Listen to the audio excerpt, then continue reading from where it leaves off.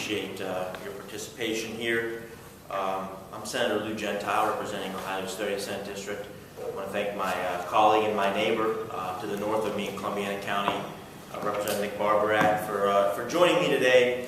As many of you are aware, there was a provision added to House Bill 59, the budget bill, that is means testing for future entrants.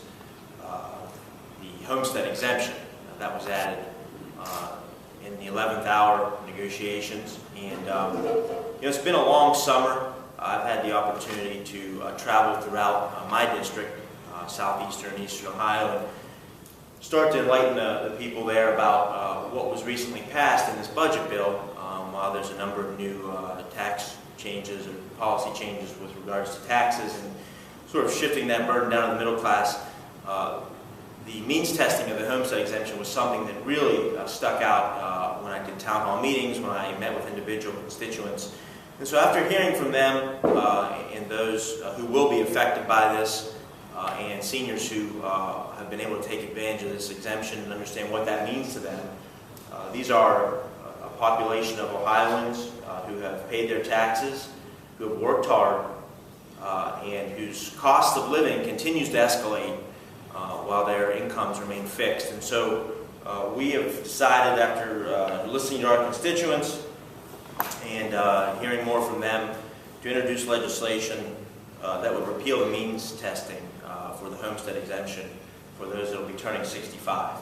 And fundamentally here, we just don't think we should raise taxes on senior citizens to pay for income taxes for people in Ohio who are already doing pretty well and are already well off. And this is a theme that I think has reoccurred in this budget, where we've done a lot of shifting around of increasing taxes on the middle class, eliminating the property tax rollback, increasing the sales tax, and now eliminating the ability for those who will be turning 65 to be eligible for this much-needed tax relief. When we looked at this and saw that it's probably around the average is around $440 for some of these property owners, a lot of seniors in my district.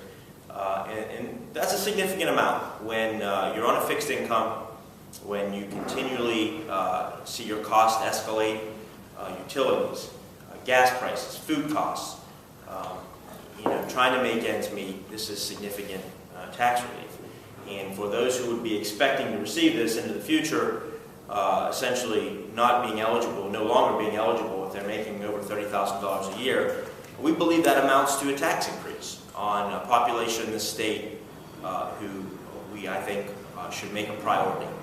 And in this state, we ought to be investing in caring for those, or investing in things and making a priority the things we care about most. And if we care about quality of life for seniors throughout the state of Ohio, and Representative Barborak and I represent a large chunk of Appalachia, Ohio, where the median age is higher, where you have many would-be seniors who will no longer be eligible for this exemption, who are struggling financially and economically.